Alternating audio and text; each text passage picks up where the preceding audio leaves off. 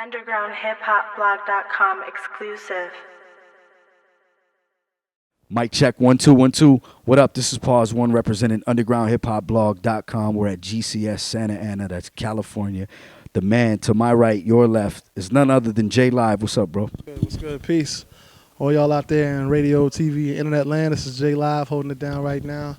NYC's own ATL resident, shouting out to LA, out here on the West Coast doing a few shows. Came through the GCS, the art gallery, the fly store. My man Pawz One, just met him at A3C bars. So you know what it is. We out here. Yo, off the mic, we were talking about something very, very interesting. And it's more or less the dynamics of holding the microphone and things like that, because you've rocked all over the place and different shows and things like that. There's some cats that just don't know how to hold the microphone. For somebody like you who just not only killed the crowd but controlled the crowd, real quick, just give them a quick breakdown on that. Well, I mean, there's a lot of things that you can watch and learn from older artists. I grew up going to mad shows in New York, seen everybody from KRS, Big L, Public Enemy, EPMD, and especially watching KRS, you just learn some of the tricks of the trade, you know, as far as mic control, breath control, crowd control. You know, those are the three elements right there when you're an MC. You got to make sure that your presence is felt. You got to touch everybody in the crowd, whether it's 550, 500, 5,000.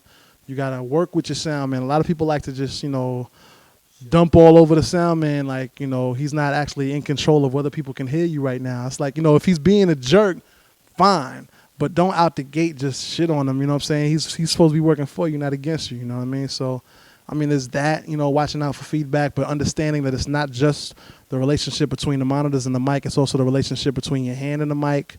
It's the relationship between the mic and the distance from your face.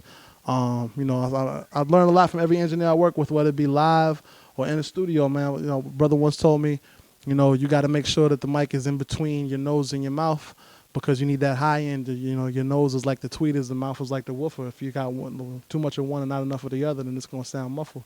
You know, like the way a lot of cats cuff the mic on stage, thinking that's gonna make them louder. It's gonna make you louder, but it's also gonna make you less audible, not as clear. You know, a lot of people trip out when they hear me rock, and I'm like, you know, second to last or last, and they're like, I couldn't hear nobody but you. And it's like, you gotta know how to hold it, you know. So yeah. Tutorial for the MCs watching this from one of the best. You're talking about engineering, just, you know, sonics and everything in general. Let's talk about the new album. New album is called His Own Self. I get all my album titles from 120. I've been a 5%er since I was a sophomore at SUNY Albany. Peace to the gods and the earths.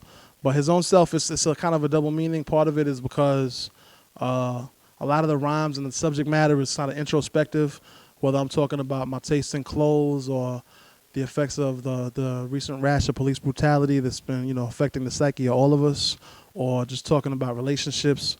Each song is like a different chamber and a different look inward as opposed to projecting things outward. So that's why I called it His Own Self.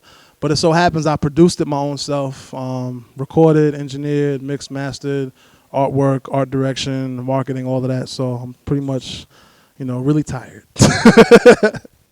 Yo, that's the key to being independent. And like, I'm out here, I'm amongst the people in the crowd, and one thing I hear him say is, yo, he's killing it. You know, they like being involved in the show, participating. And there's cats with vinyl. People got vinyl in hand, things to get signed. People are grabbing T-shirts. Being independent is definitely hard, but there's a freedom to it. Am I right? Yeah, absolutely. And I think a lot of people get it twisted sometimes. And it's like, some of the things that I do on my own is because it's part of the job that I love to do.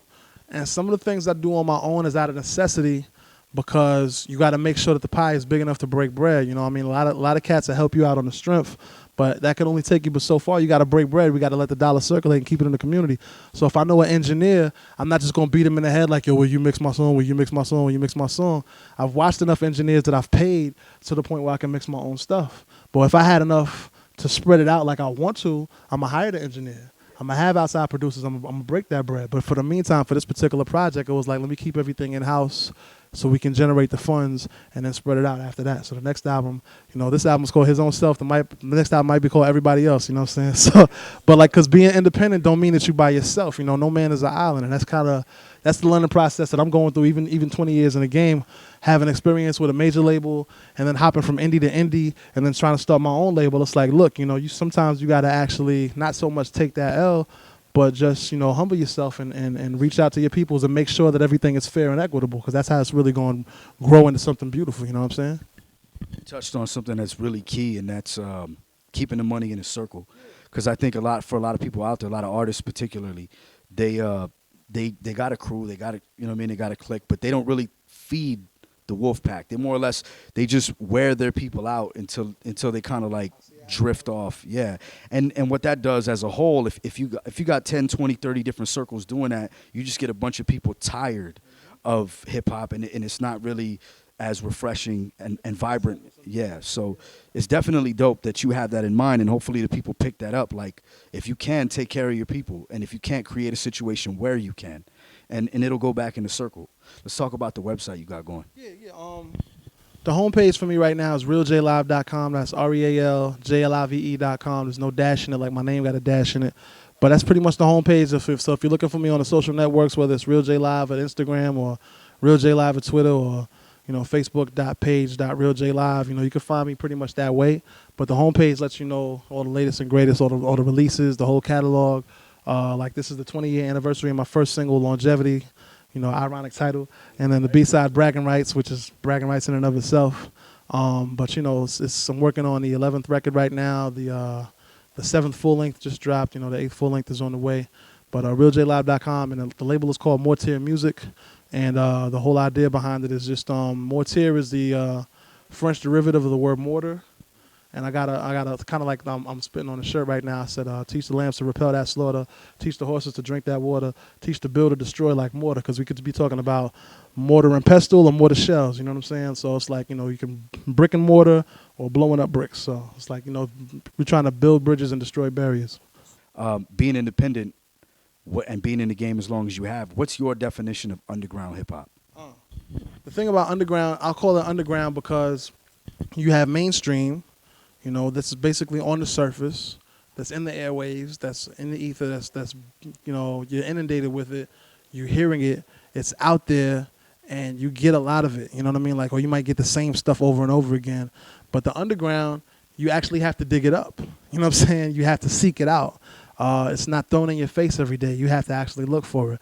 So if something is overground, you might trip over it, not even trying to. But if it's underground, you got to actually be looking for it. So that's the difference between, the kind of marketing dollars you put behind independent music versus the marketing machine that's put behind mainstream music. That's the only reason I call it underground. Because other than that, it brings things to life, you know what I'm saying? So it's the roots of it. That's the key. The roots are underground. My name is Pawz One. This is J Live, and this is undergroundhiphopblog.com. Peace.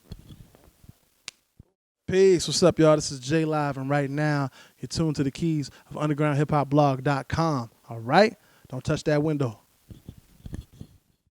Undergroundhiphopblog.com exclusive.